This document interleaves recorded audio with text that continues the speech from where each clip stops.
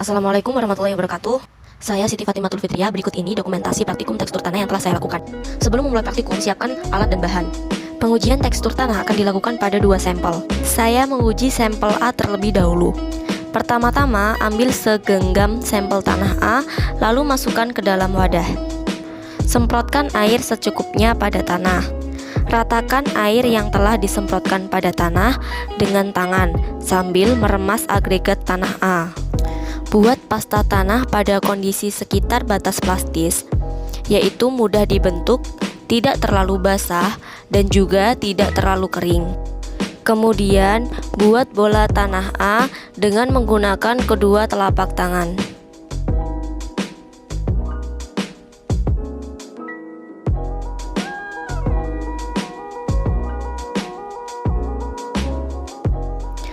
Setelah bola tanah terbentuk, tekan sedikit bola tanah A.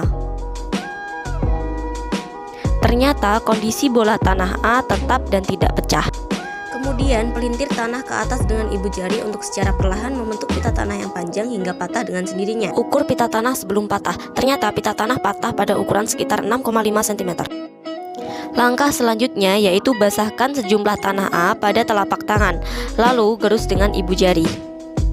Sampel tanah A terasa kasar. Dengan demikian dapat disimpulkan bahwa sampel tanah A bertekstur liat berpasir. Kemudian saya menguji tekstur tanah sampel B. Pertama-tama ambil segenggam sampel tanah B lalu masukkan ke dalam wadah. Semprotkan air secukupnya pada tanah. Kemudian ratakan air yang telah disemprotkan pada tanah dengan tangan sambil meremas agregat tanah B. Lalu buat pasta tanah pada kondisi sekitar batas plastis, yaitu mudah dibentuk, tidak terlalu basah, dan juga tidak terlalu kering.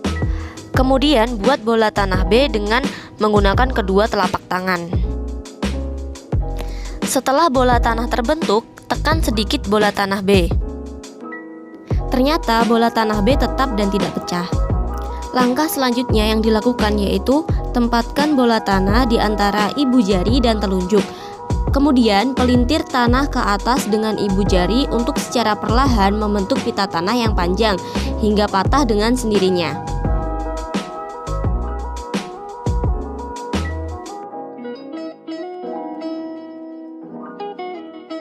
Ukur pita tanah B sebelum patah. Pita tanah B patah pada ukuran sekitar 8,5 cm.